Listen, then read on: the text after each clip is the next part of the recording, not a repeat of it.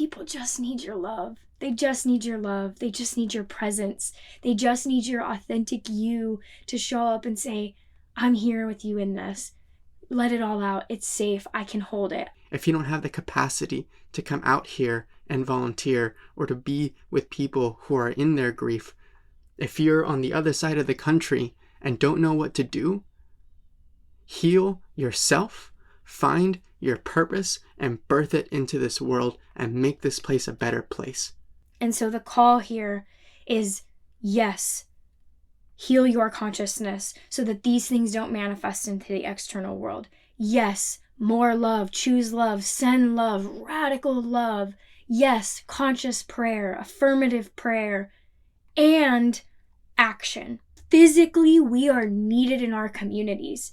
If anything, I hope that you take from this episode is your capacity to impact somebody's life and to just hold space and love them, to hold space and love ourselves. You have the capacity to bring consciousness to your life, to your region, to activate your grid and do your part. And that can just be as simple as loving one another. Whatever you can find gratitude for, don't feel guilt. That's not helping. Feel gratitude, because as you're grateful for it, more of it becomes available to others.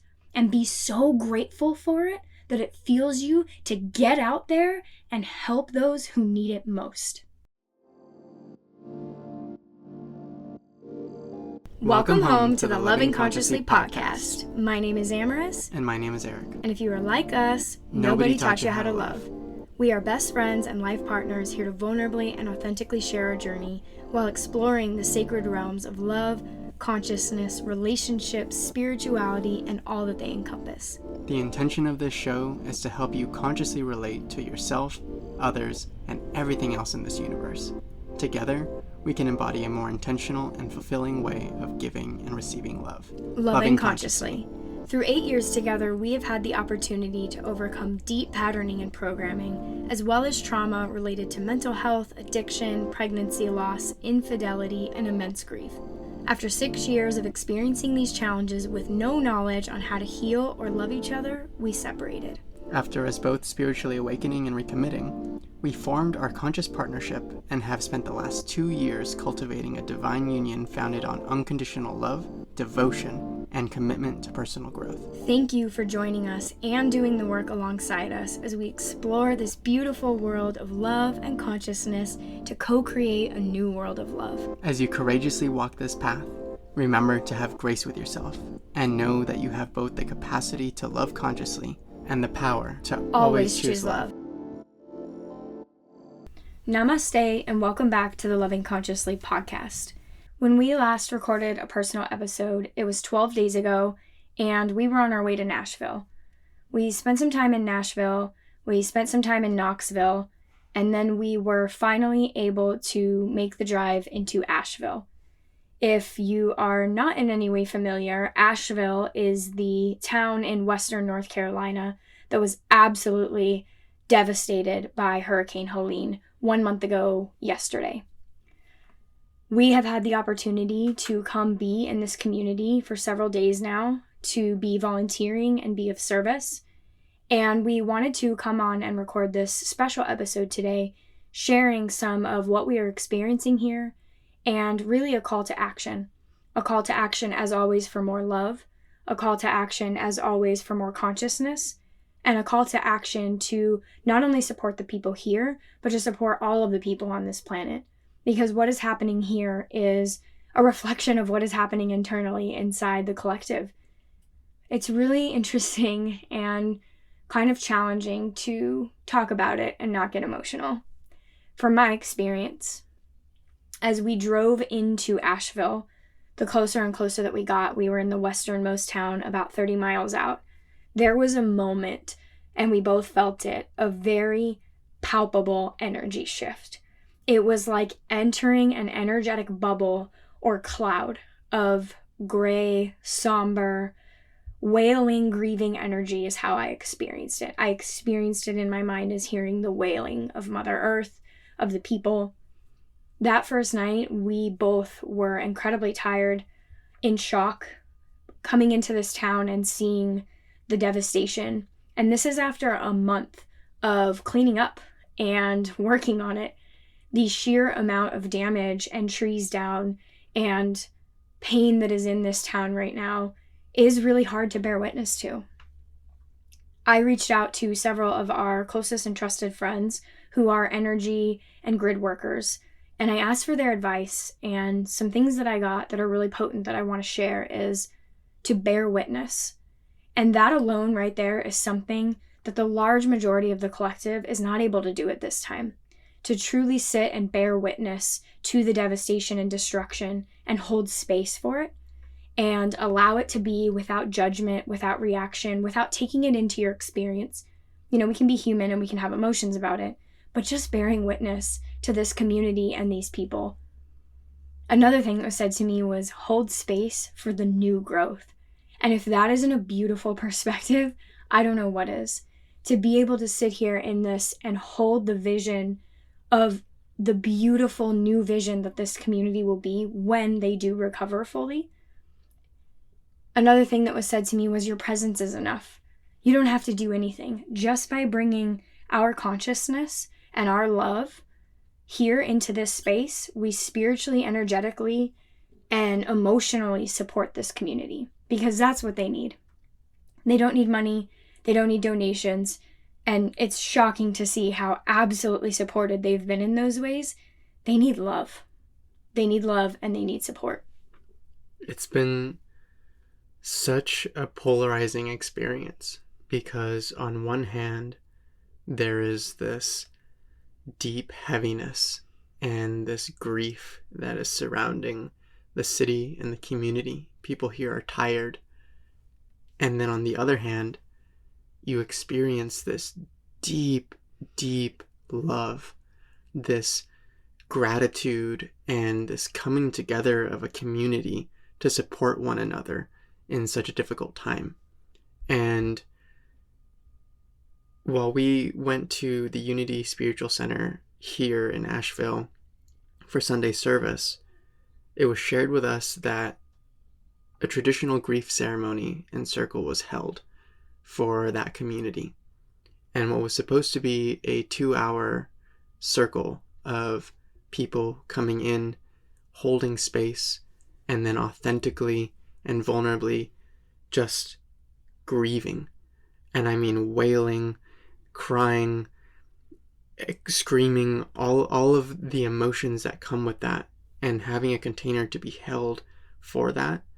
This ceremony actually took 4 hours, upwards of 4 hours. And it really speaks to the love of this community and the intention that they can sit in that grief and feel it completely, allow it to move through them and hold space for each other without allowing it to permeate beyond that container, and to use that as fuel for coming together and for rebuilding and for utilizing this catalyst as an opportunity to really wake up. Yeah, that was our second day in Asheville. We went to that service and it was one of the most profound talks I've ever had the pleasure of witnessing. You can go look at that on Unity of Blue Ridge on their YouTube. This would have been Sunday, the 27th of October. So you can find that service. Reverend Megan, who is exquisite. And of course, the service was about the frequency of love and resonating at love. And what we resonate at internally is what we create externally. You know, that day, I don't think I've been that emotionally exhausted in a really long time, because we had this beautiful service and we got to bear witness to this community, you know, moving in their grief on the 1-month anniversary.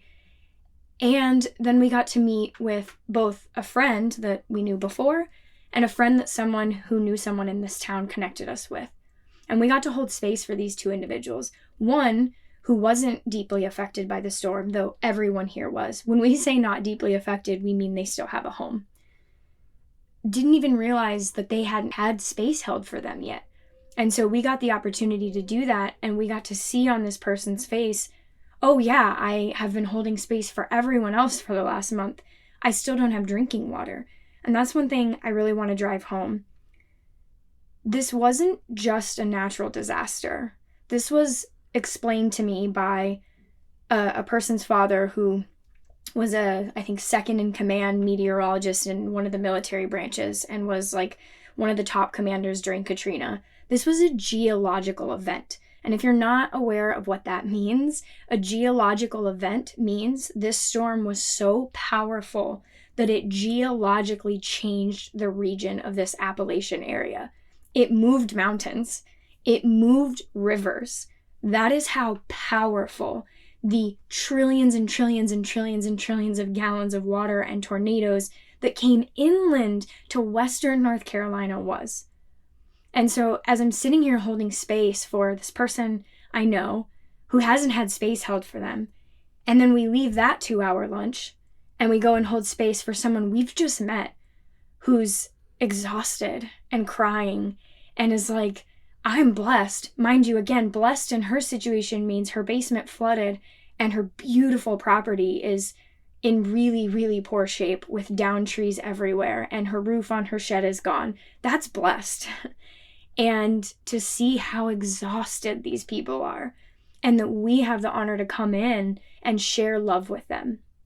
And you know, the words will fail me right now because it's important, right? In this show, we amplify love, we amplify consciousness, and we always will amplify focusing on what we want to create. And we need to hold space for Asheville right now because these beings don't have water. Still, to this day, 1 month and 1 or 2 days later. On our 3rd day in Asheville, which was yesterday, we had the opportunity to volunteer. We basically volunteered from 7 a.m. to 7 p.m., mostly at a comfort station. A comfort station there are 5 of them in the city. They have laundry and showers and emergency supplies. The National Guard is there giving out water because they don't not have water. They have highly toxic red, brown, or yellow chemical water coming out of their sink. And so it's not potable in any way. It's not potable for dishes, for washing your laundry, for washing your hands. So you essentially only have water to flush your toilet. And for a month, 32 days of not having water. It is an absolute crisis. Homes are devastated. They're unlivable. We now have things like mold being an issue and mold remediation. All these people's homes who flooded, so it's a health crisis. It's just a crisis all around.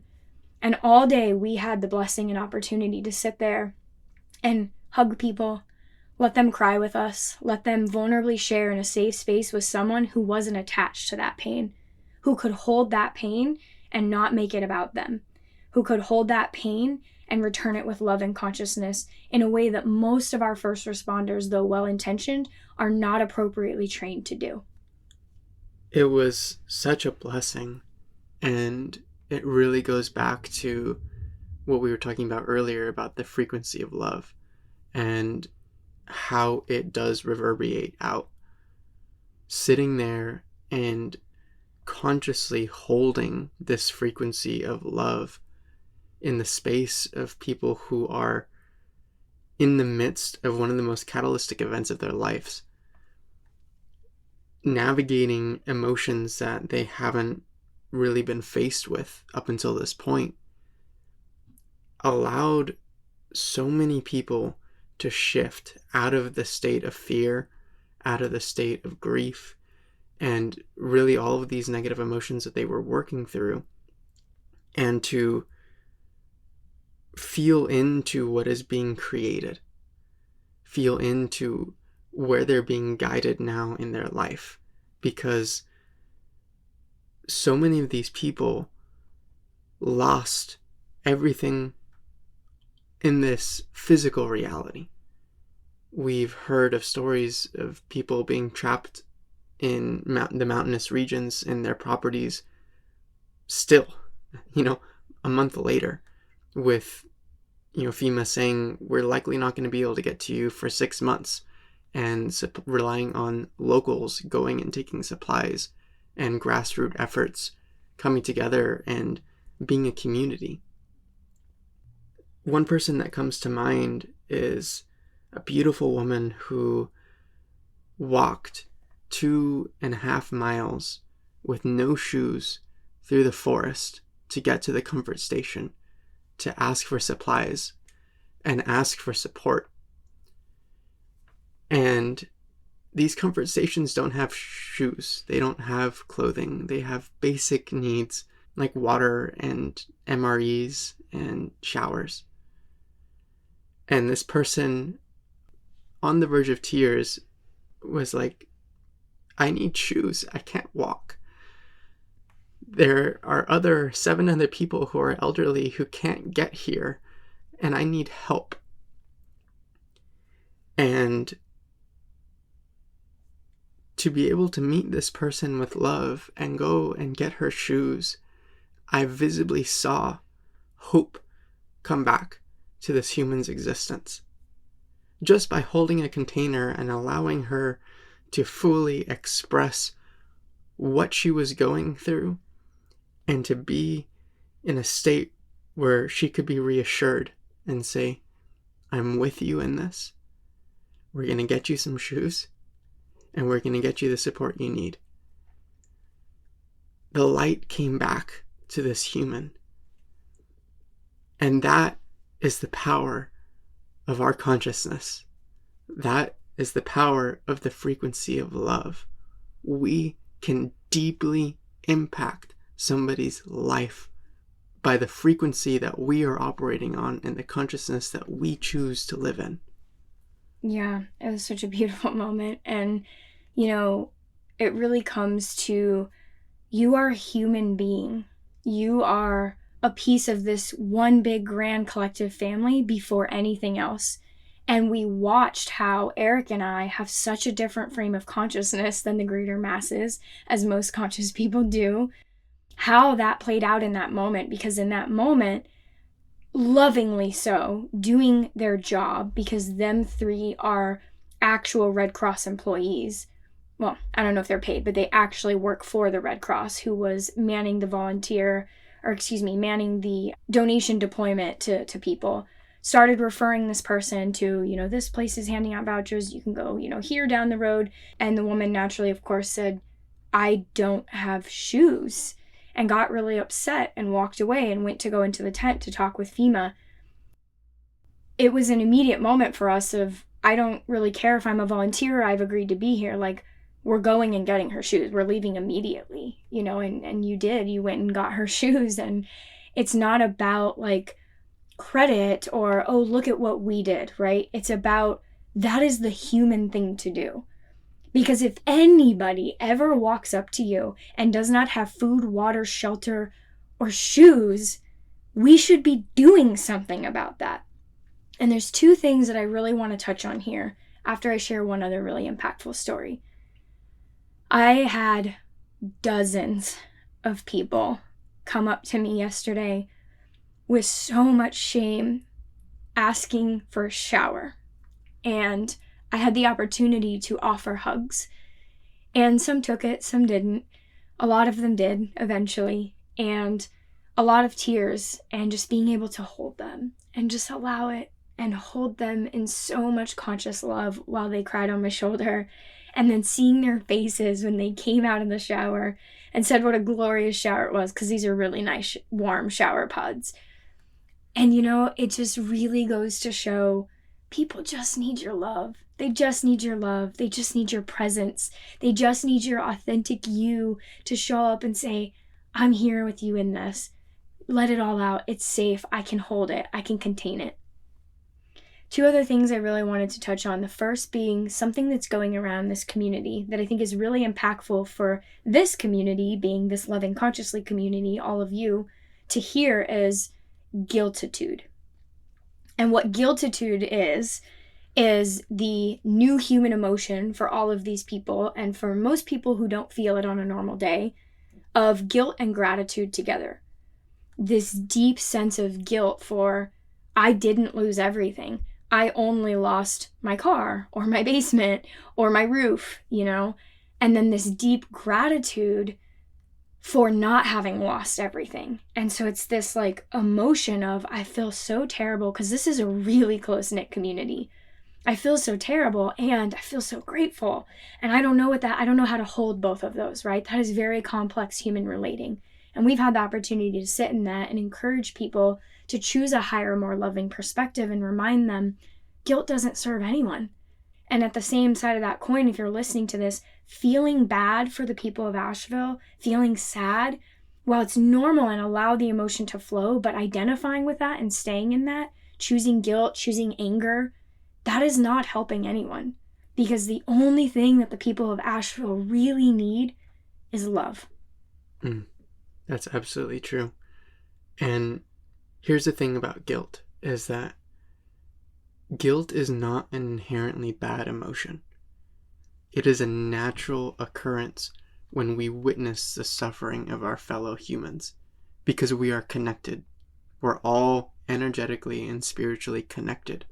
And so when something happens to somebody else, it is natural to feel guilt, because that is the empathetic response. The issue lies when we identify with that guilt and sink into that emotion and use that to distract ourselves from actually doing something about it. And that's when we transition from guilt into shame. And when we make that transition from guilt into shame, we then take that energy and we amplify the negative. We make it about us. And we sit in these negative emotions thinking, I'm doing the right thing because I'm feeling sadness and guilt in my experience, and so I'm with them, right? That isn't true. What guilt is meant to be used for is the fuel to make changes. That is the beauty of guiltitude. The guilt that comes in that acts as a fire that we then amplify with gratitude to then go out and make significant changes in this world. Because that is what these events are pushing us to do. That is what suffering is pushing us to do. It's to feel and hold all of this and then to choose to show up for our fellow humans, to hold space, to go out and volunteer, to find our purpose and live it. Because that is one of the most important things that we can all do as a community. If you don't have the capacity to come out here and volunteer or to be with people who are in their grief, if you're on the other side of the country and don't know what to do, heal yourself, find your purpose, and birth it into this world and make this place a better place. That was beautiful, love. You know, in the middle of our Comfort Station volunteer shift yesterday, we stepped away for a few hours to both purchase some donation supplies from donations that we collected and then go volunteer at another organization for a few hours, which is an interfaith ministry, and we were packaging food boxes. And what I heard from the staff there was the sheer amount of food boxes that are needed. I believe it was upwards of 180 per day. The amount of need that is out there is mind-blowing. And the amount of abundance out there, you could never perceive how much abundance there is. There is no shortage of supplies here. There's warehouses of donations. People showed up with that. There's so much food. This organization said they had 3 warehouses of backstock food and supplies. There is a shortage of people doing something about it. There is a shortage of getting it into the hands that need it. And I'm gonna own this. I have not been a volunteer up until this point for much of my life. In fact, the last time that I really truly volunteered was for community service for probation when I didn't have a choice. And I've been really turned off from it since then.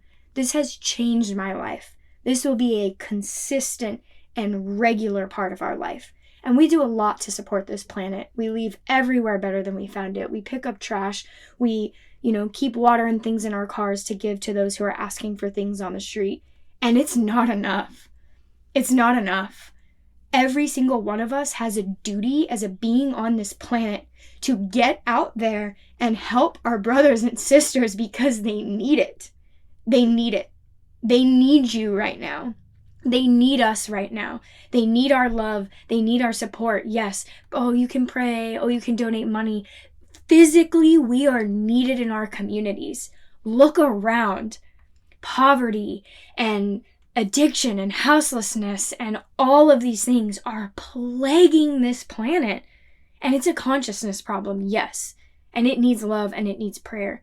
And we have to put action behind that. And that is what this experience is teaching me. You know, I thought that I was coming here to bring my love and to help support this community, and I am. But the reciprocity of Western North Carolina, I cannot give y'all enough love. Wow, this community. The love and welcoming and gratitude and transformation that I have received from being here, I will never be the same. I want to live here. Like, this community is unreal. So beautiful. And Asheville, you just went through, I can't even find the words to describe what this town just went through. And it is still one of the most beautiful towns I've ever seen. In spite of miles on miles on miles of thousands and thousands and thousands of downed trees that just absolutely break my heart. It is beautiful. It's just beautiful. And so the call here is, yes, heal your consciousness so that these things don't manifest into the external world. Yes, more love, choose love, send love, radical love.